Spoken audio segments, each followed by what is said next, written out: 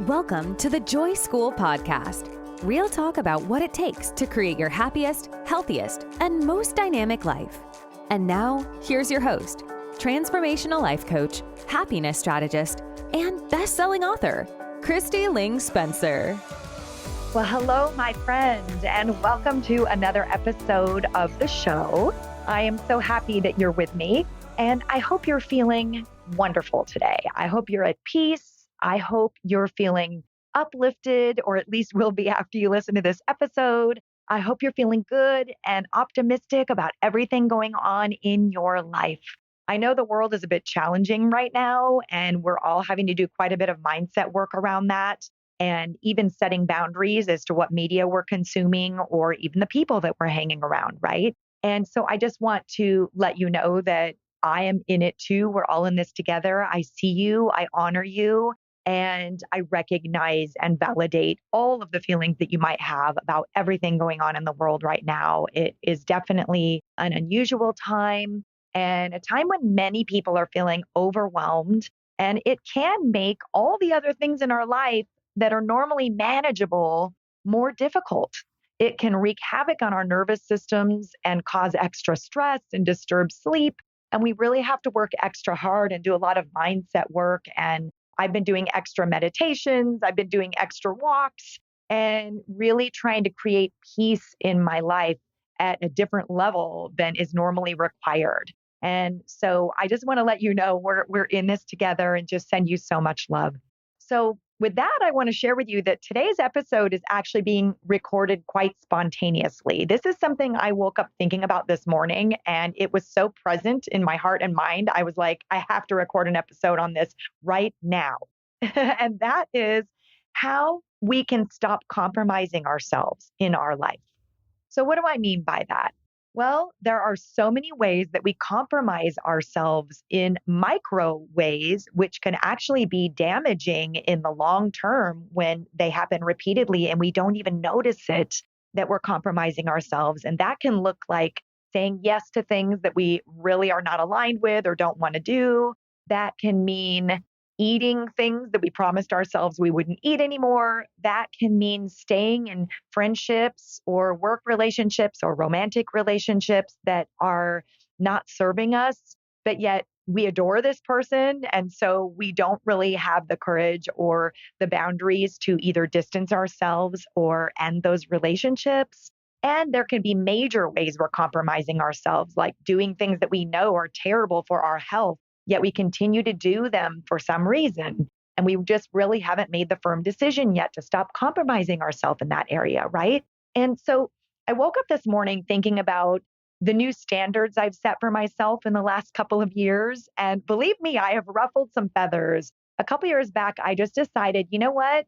I'm going to raise my standards for myself, my personal standards in all areas of my life, because there are certain things I just don't want to tolerate anymore, certain ways I am no longer going to accept being treated, or maybe in positive ways, like, oh, there are new things I want to reach for, or new things that are going to be my standards in the type of hotel room that I might stay in, or the trips I want to take, or new people I want to meet and bring into my life, right? So raising my standards in all areas has been a growth process and a journey. And like I said, I have ruffled some feathers too, because it involved having to create some new boundaries and having heartfelt conversations with people that I love to say, here are some things I don't really want in my life anymore.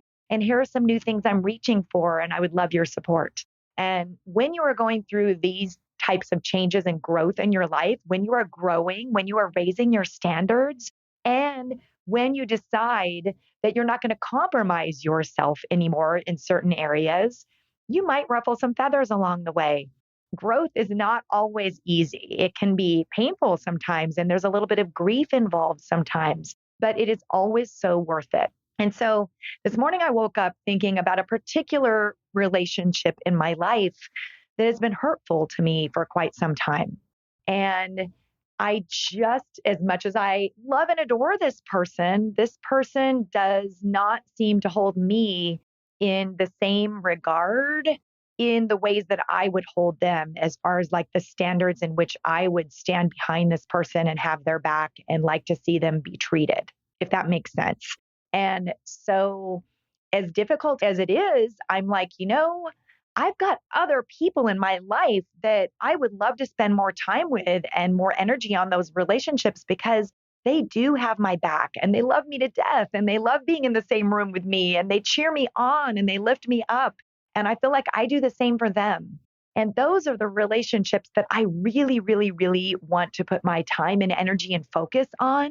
And as difficult and challenging as it can be, I have got to put some distance between myself and a couple of relationships in my life where I just have felt like disregarded and even hurt in micro ways, and even some ways that were a little bit larger than micro over the last few years. And I woke up just thinking about this morning because I've been feeling a little bit hurt lately about something going on in a particular friendship. And I just was like, it feels really good to say, I need to take that time and energy and put it toward the relationships that I would love to see grow more and flourish more.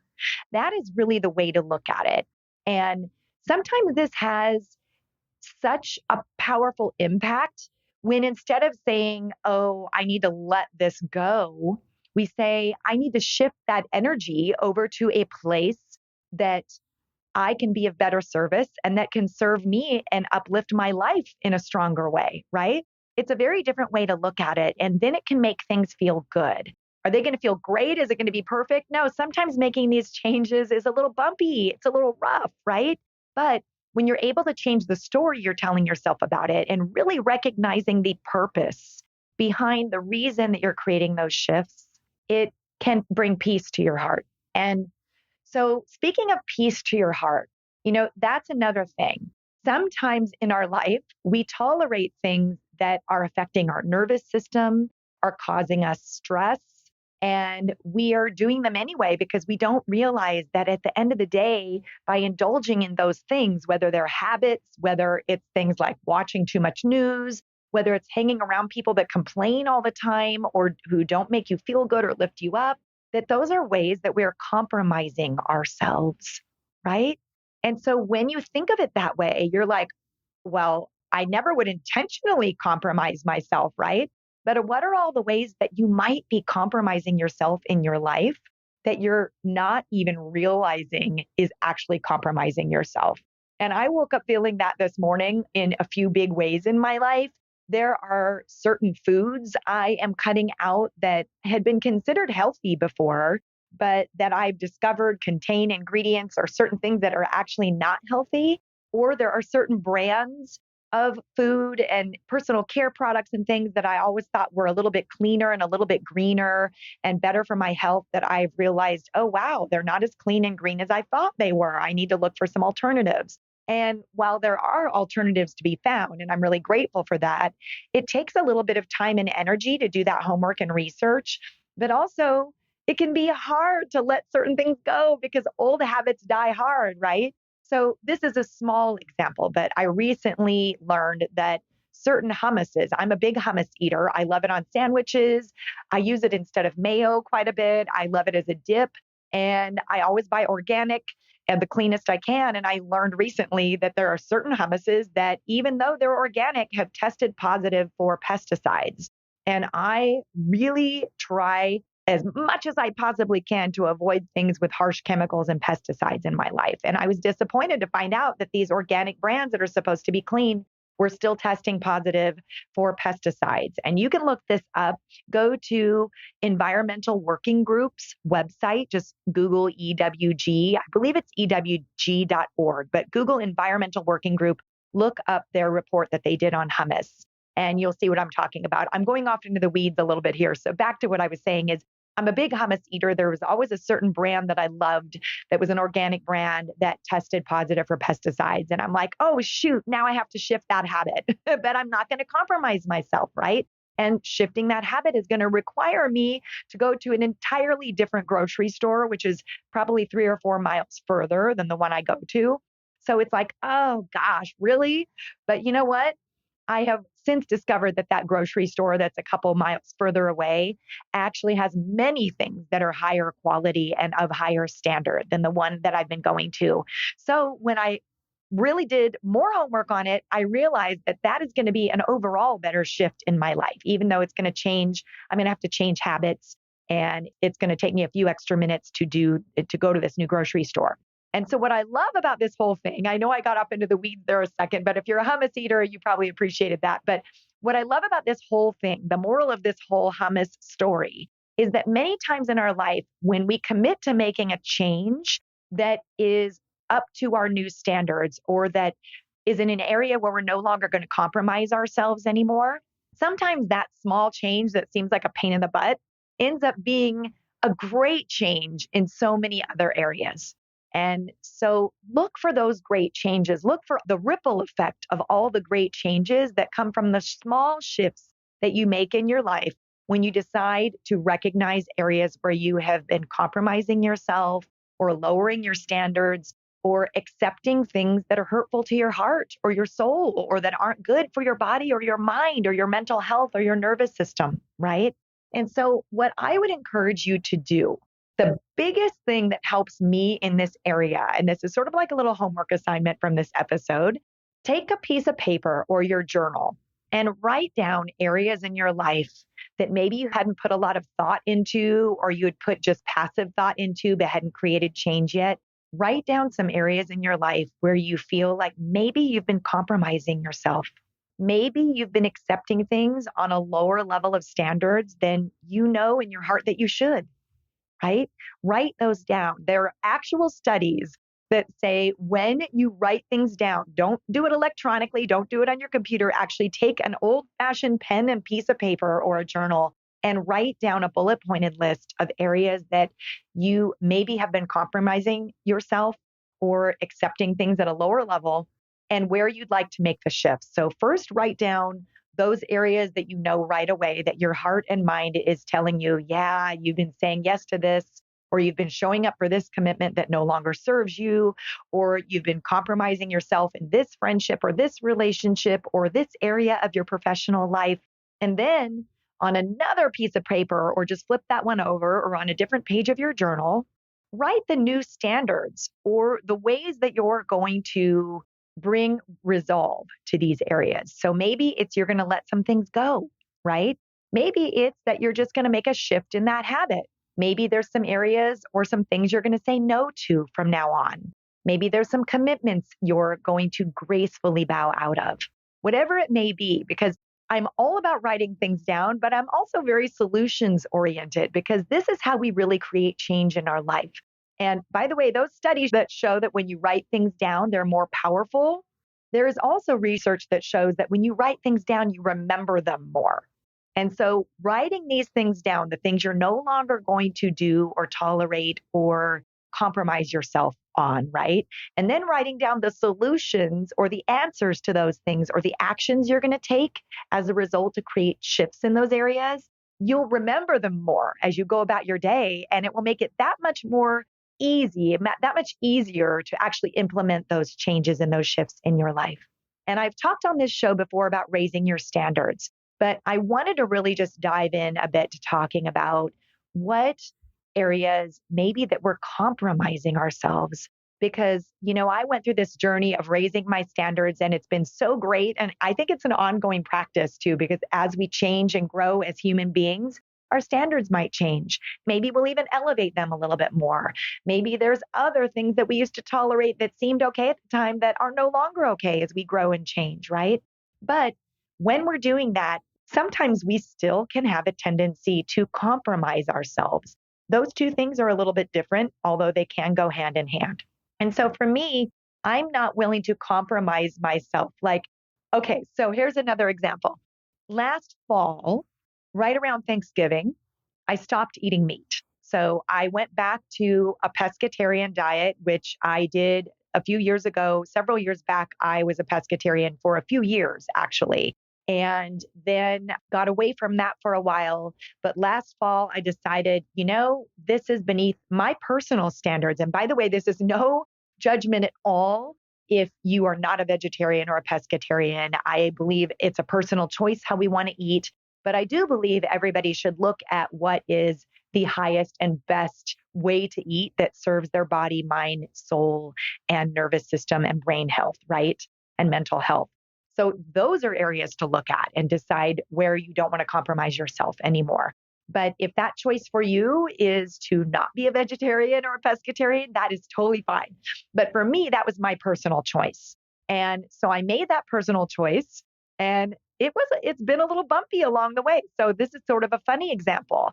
I took a vacation to Mexico with my husband to one of our favorite all-inclusive resorts there in Cozumel, which I love. And I did a total rookie move. So this was the first vacation I took after setting that new standard of a way of eating in my life. And I went there and I brought no protein bars, no green superfoods powder. I did bring some of my vitamin supplements, but I didn't bring any very healthy protein type related snacks with me.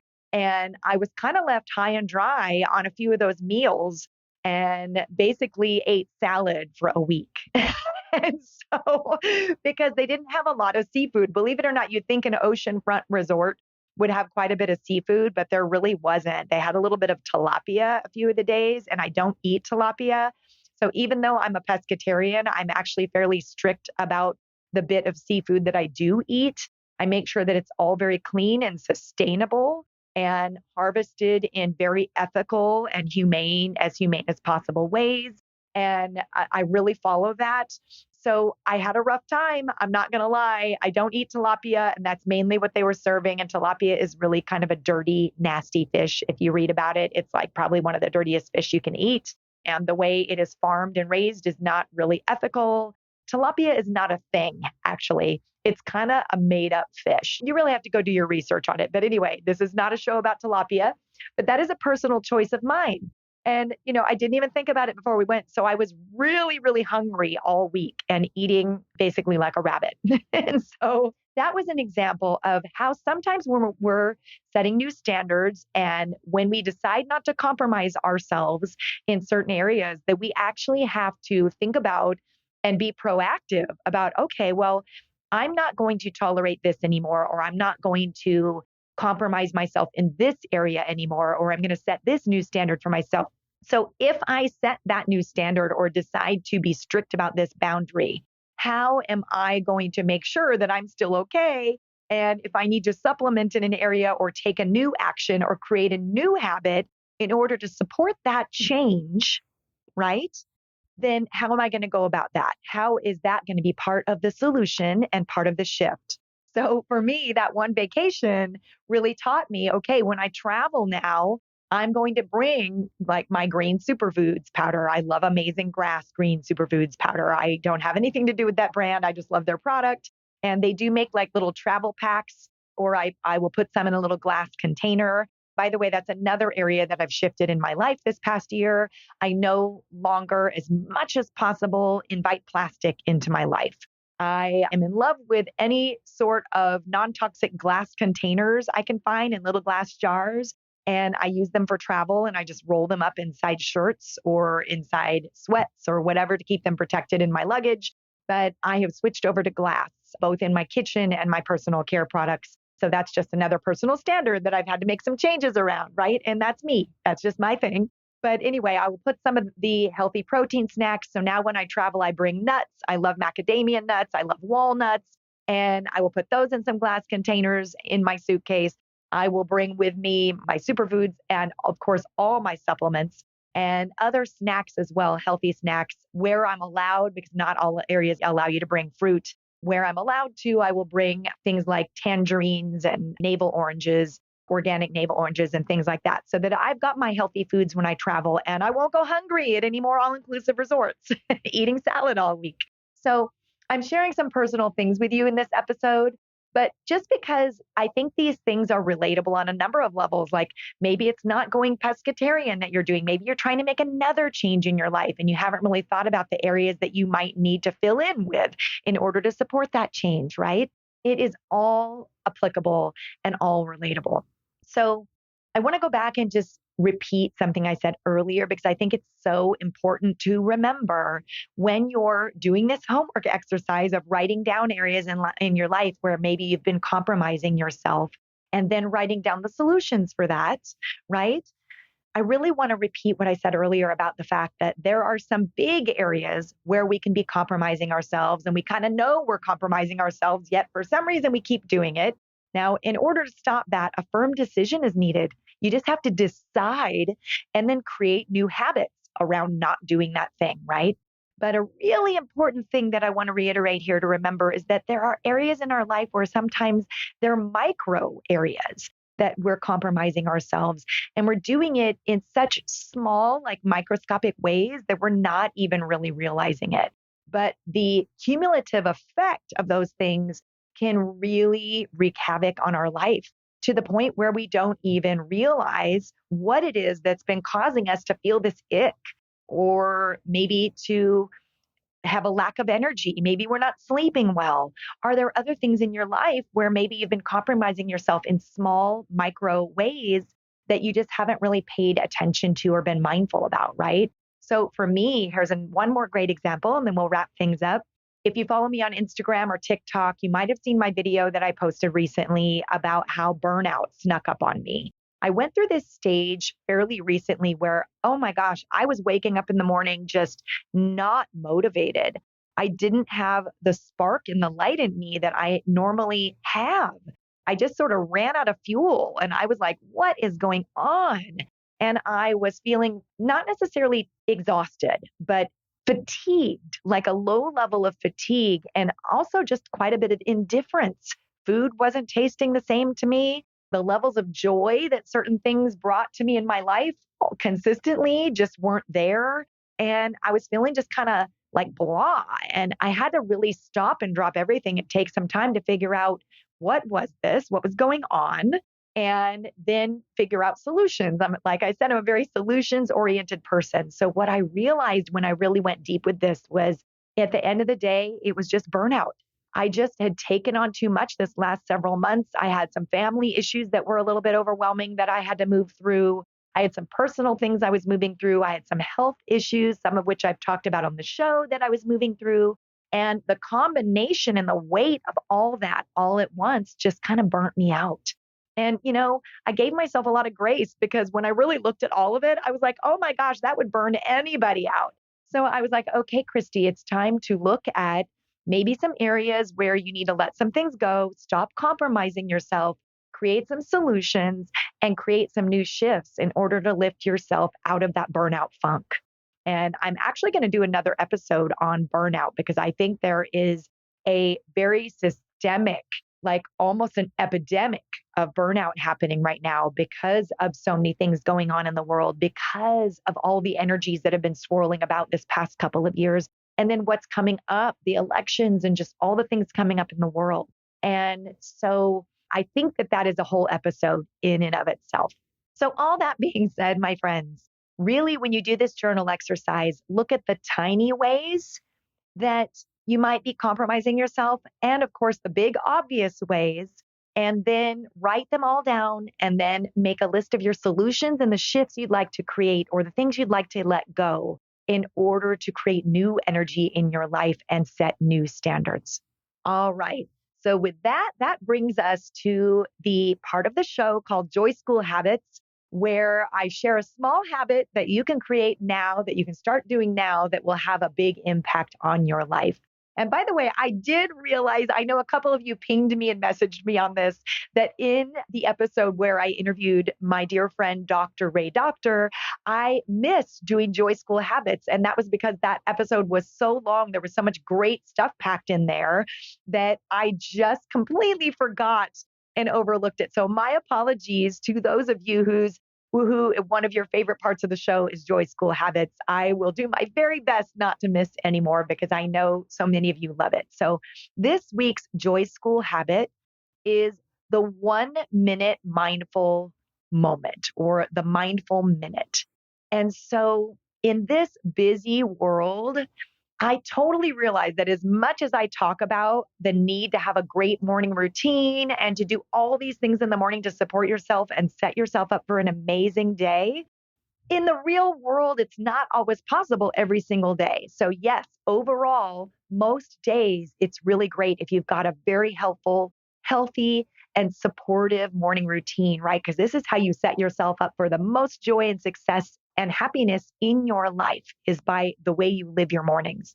However, because in the real world, it's not possible to take a full hour or more, or even 45 minutes or whatever each morning to do all the things that really support us, here's what I would love you to do. Create this little habit and keep it in your pocket of mindful moments or the mindful minute. And that is even on your busiest, craziest mornings. Like let's say you have to get up at 4:30 to go on a trip. You have to head to the airport, right? And you're not even going to take a shower. You shower the night before and you've got your clothes all laid out because you want to sleep as long as you can and wake up and get out the door as fast as you can. Here's an area where you cannot compromise yourself. Give yourself 1 minute. Sit in a quiet corner, do some deep breathing, let your mind wander, let your mind clear for just 1 minute.